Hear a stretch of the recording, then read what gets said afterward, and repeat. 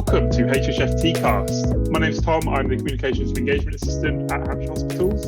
And today we are doing a bit of an awareness piece on White Ribbon Day 2020, which is on the 25th of November.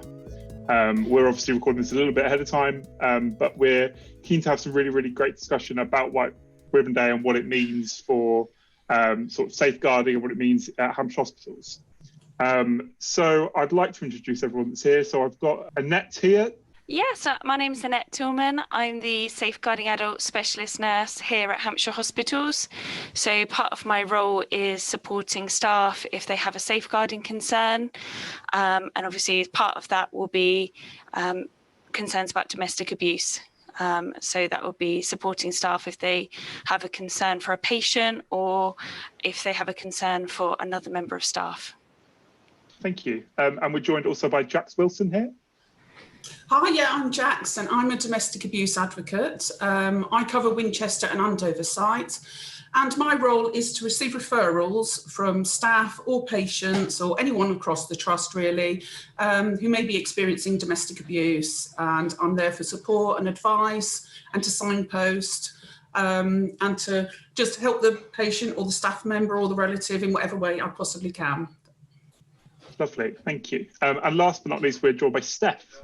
Hi, I'm Steph Churchill and I'm one of the domestic abuse advocates at HHFT. I'm physically based in Basingstoke and mainly deal with referrals from Basingstoke, but obviously we're a team, so when one of us is on annual leave, we'll be helping the other one out, or if the other's tied up with something, that's how we work. Lovely, thank you. So I guess to kick off, I'd like to go around the room and just sort of get your insight on the landscape of domestic abuse and the drive is around White Ribbon Day this year. Obviously, we've got COVID, and there's I've seen a lot of stuff personally in the news about how COVID's impacting sort of domestic abuse. Just a little bit of insight into that. I don't know if you want to start with Jax there. Yeah, of course. Yeah, I mean, lockdown and COVID, it has been a pretty testing time for most of us. But yeah, the domestic abuse services were really concerned when we were all told in March to stay at home. You can imagine if you were a victim of domestic abuse, your only break may have been by going to work, or your partner or your abuser going to work, and then suddenly we're all told to stay at home. Now, obviously, a lot of our trust staff, they were brilliant. They carried on working. A lot of us had to stay at home. We were on furlough. We may have lost our jobs. There may have been financial issues as well, which may have increased the tension at home. So it was a really worrying time. And we know that the National Domestic Abuse Helpline, run by Refuge, had an increase of 49% in their calls within the first 3 weeks of lockdown. So that is really worrying. Wow. Yeah. So I'm guessing some of the themes here are people are obviously stuck at home. And so what has your experience been like over, obviously, I mean, it's how many months it's been now. What some of the themes you're seeing? I like touching on what Jax was saying. I think every service is seeing an increase in victims of domestic abuse, and at the hospital we've definitely noticed more concerns about patients and staff. So I think, we've also noticed an increase in people who have either made a disclosure that they've been a victim of domestic abuse, or staff have just picked up on concerns and had some sort of honest conversations with people and picked up on the abuse that way. But like Jax was saying, it's been a really challenging year in so many ways. But I think so many people have been told obviously to stay at home, and so different access support networks have been reduced for people, and quite often I guess coming into hospital can be seen as a place of safety where people may have had the opportunity to say if they were frightened or if they had a concern at home. And I guess with the reduction in face-to-face outpatient appointments, that's been a bit of a challenge as well. So we've seen, staff working in different ways, but yeah, lots of challenges for people at the moment. Steph, have you got anything to add there? Yeah, I can second all of that. with the lockdown, it's taken away a lot of freedom for people. So people who maybe, even retired people who maybe used to go out and pop to the shops and see their friends, or just that small support network. For example, I had one client recently, and she said she'd been living in a controlling relationship for 40 years, but she'd managed it well. She had her outlets. She knew that she could pop out and go to her exercise class, and these were the things that kept her going. But she said now she doesn't have any of that, and she feels like, as well as being controlled by her abusive partner, she feels very controlled by the situation as well. So it's having a really negative effect on quite a lot of victims. I think we've touched on some of it there, but what do you think, is there anything that people might not be thinking about in terms of how the pandemic is sort of impacting people who deal with this on a day-to-day basis? Is there any, I guess we'll stay with you, Steph, is there anything that's sort of exacerbated it, do you think? Particularly when children weren't allowed to go to school, that lockdown was really hard for a lot of victims. Perhaps this one is a little bit easier, but then I think maybe we're less supportive during this lockdown, just as a society, because, we've been living with this since March now. Yeah. While in the first lockdown, everyone was very supportive of their neighbours and community. I think everyone's getting a bit tired of it now. Yeah. I think the opportunities to support victims, or to recognise if people have been a victim, were reduced so much, particularly in the first lockdown. Like Steph was saying, people weren't going to school, so people just became a lot less visible. So I guess it was harder for a time for people to maybe pick up on some of those concerns, and harder for people to access support, not only because they weren't maybe attending workplace or hospital appointments, but even being at home, potentially having the perpetrator there all the time is going to reduce the opportunities to make a phone call, to access that support. Yeah, I completely agree with that, because I had clients that I would speak to on a regular basis, and then suddenly, particularly with the first lockdown, it was like then I couldn't even speak to them on the phone because their partner, their abuser, was with them every second of every day, and they couldn't possibly have a phone call to me. They couldn't risk that. So so even the victims that were having support before lockdown, it was just very, very difficult for a lot of them to have that continuing support during lockdown. Yeah. So taking a bit of a step back then, what are some of the misconceptions around domestic abuse? So this might be something that people haven't really either thought about before, or maybe their awareness isn't quite what we would like it to be. So how do we make that change, and how can we use White Ribbon Day to really signpost that, do you think? I mean, I'll stay with you, Jax, there. Yeah, so misconceptions. I guess really it's just to identify that absolutely anybody can be a victim of domestic abuse. It doesn't matter your financial status, it doesn't matter what car you drive, it doesn't matter if you're homeless, if you're an addict, if you're disabled. It really doesn't matter. Absolutely anybody can be a victim of domestic abuse. And throughout our 5 days of action, we are looking at a different topic and different theme each day across the 5 days. And that's including victims who have got learning disabilities. We're looking at male victims as well, pregnancy, children and families and how they may be affected, and as well as victims who may have dementia and older people. So it's just getting the message out there and to highlight that absolutely anybody, this heterosexual male to female abuse, that's just not the case now. Absolutely anybody can be a victim. Annette, have you got anything to add there? Yeah, I think obviously completely agree with everything Jack's just said. And in addition, it's not just physical acts of violence that is classed as domestic abuse. And we've seen that now in the change in the law, which also now recognises coercive and controlling behaviour as another form of domestic abuse. So, people being really controlled by their partner, for example, either financially or someone checking where they're going, who they're socializing with, preventing interaction with other family or friends. all these behaviours as well are classed as domestic abuse. And I think it's really important to get that message out as well, because I think there was the previous, thought that domestic abuse was just that physical violence, and it's not now. We know that actually this coercive and controlling behaviour also has a really significant impact on people and an impact on their lives. Thank you. So, Steph, got anything to add again there? I second all of that. Domestic abuse can happen to anyone. I do think there is a misconception that domestic abuse only happens to younger women, not the older generation. And it's something that I've seen since working in the hospital. We do get quite a lot of referrals for older patients. And these are people that, when I worked out in the community, they were not coming through community services. So the hospital really is a lifeline for older patients, because they're not necessarily going to report to the police or get the support that's available in the community. And we're the ones who are providing that link. So they are hidden victims that are finally getting the support that they need because of this service in Hampshire hospitals. Thank you. Thank you all for that. That's really, really insightful. Steph, we'll stay with you.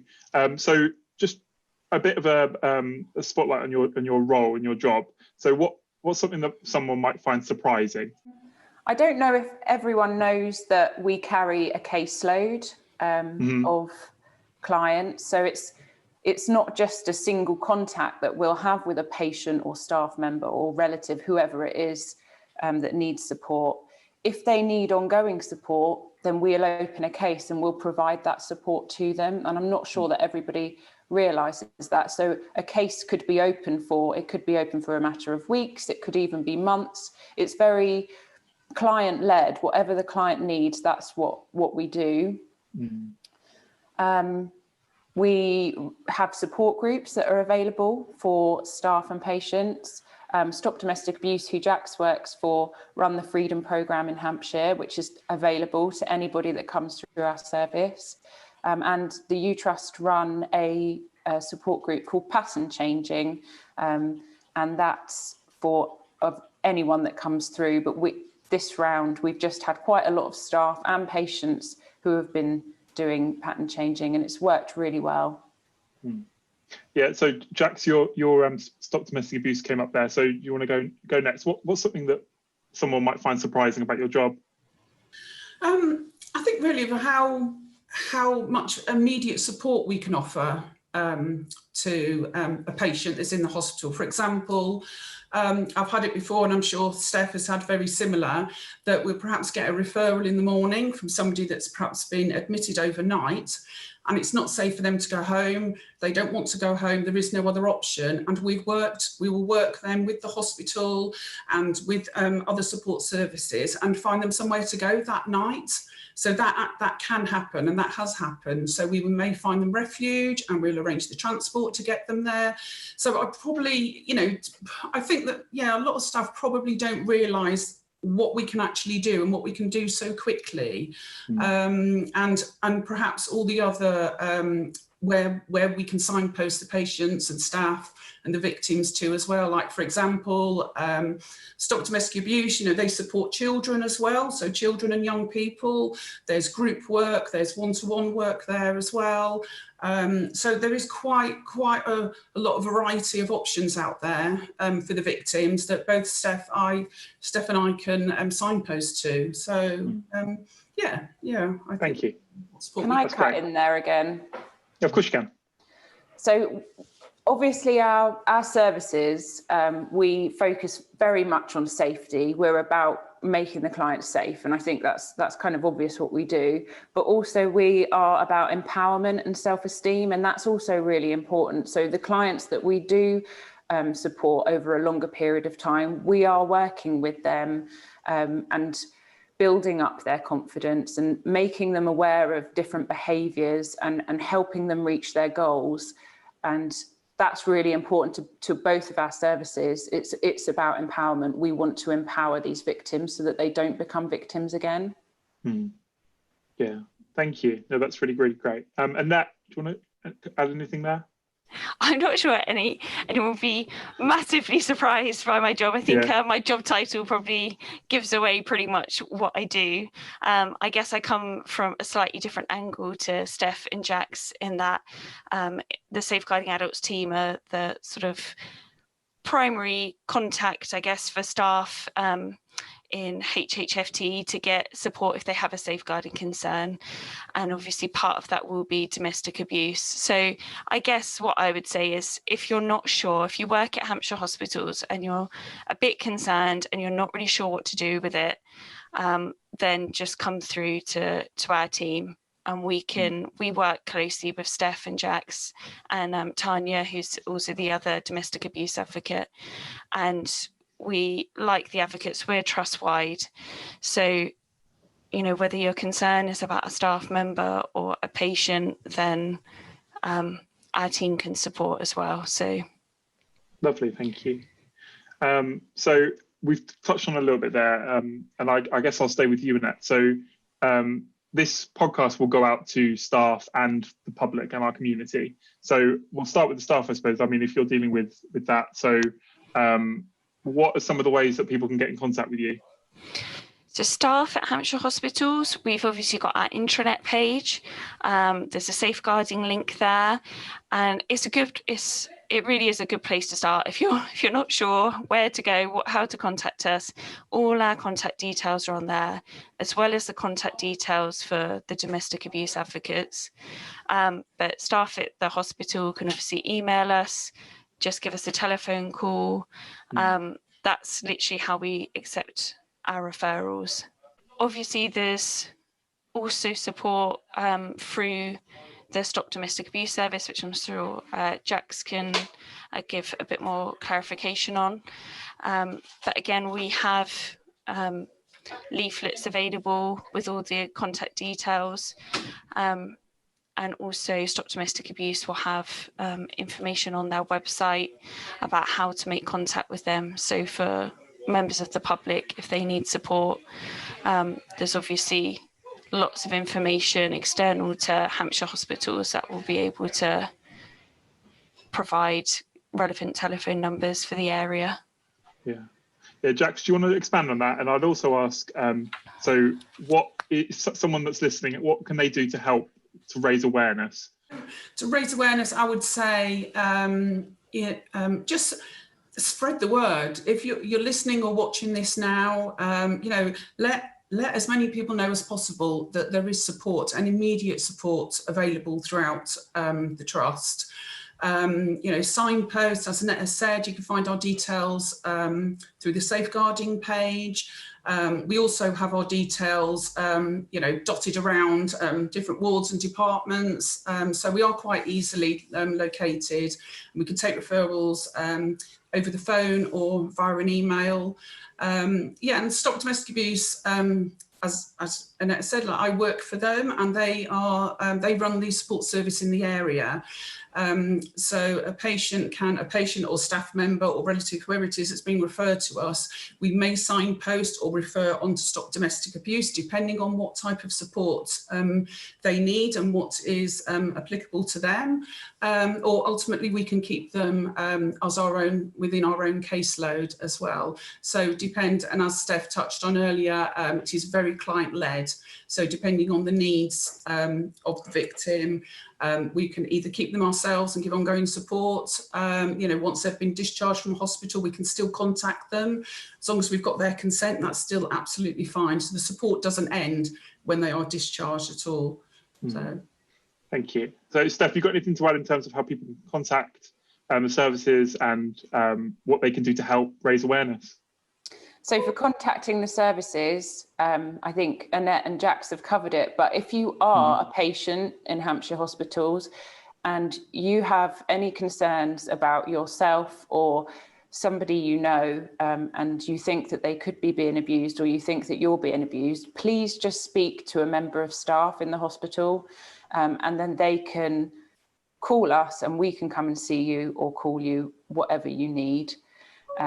And in terms of raising awareness, at the moment, I suppose it's difficult because of COVID, but sharing things on social media, opening up a dialogue and just talking to people, talk to the people that you know, your friends, your family, talk about domestic abuse, because in order for this not to be a taboo and for us to actually try and eradicate domestic abuse from our society, we need to be able to talk about it completely freely. And I don't think we've got that far yet as a society. Yeah.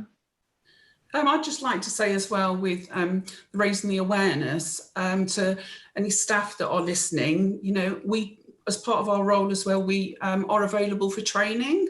So we can do over Teams. Obviously, it's a bit difficult doing face-to-face training at the moment, but our Teams training is working really, really well. So, you know, we can arrange that, even if it's just for a couple of members of staff at a time, that's absolutely fine. So to upskill your team, to learn, you know, how to spot the signs within your department, then please get in contact with us and book the training, because I'd really advise it, because it really is informative, and we've had lots of good feedback with the training package that we deliver. Thank you, Jax. We'll make sure we link to anything there so that we can get that sorted. And anything to close on there? I guess just reiterating what Steph has said about having those open conversations. And I know in terms of Hampshire hospitals, we always say to our staff when it's safe, so when the person's on their own, obviously we won't want to put anyone at any increased risk, so it's conversations you need to be having when someone's on their own. If you have a concern, we need to have a conversation with the person about it in order to, like Steph said, open that dialogue, give them the opportunity to tell us if there's a concern, so that we can make sure we're signposting people to the right support. And even if you're not a staff member at Hampshire hospitals, as Steph was saying, it's important that we still have those conversations. So if you're concerned about your friend or a member of your family, when you get an opportunity to have that time on your own with them, ask them if they're okay. Do they need some extra support? Because sometimes people might not recognise that they're actually a victim of abuse, and sometimes people just aren't sure where to start. Like, how do they get help? Is there help available for them? And of course, we know there's actually a lot of support that we can give individuals. It's about making sure they can access that. Yeah, thank you. And I'd like to thank all of you guys for what you do. It's fantastic to hear about, and I'm learning lots, which is always really nice when I do these things.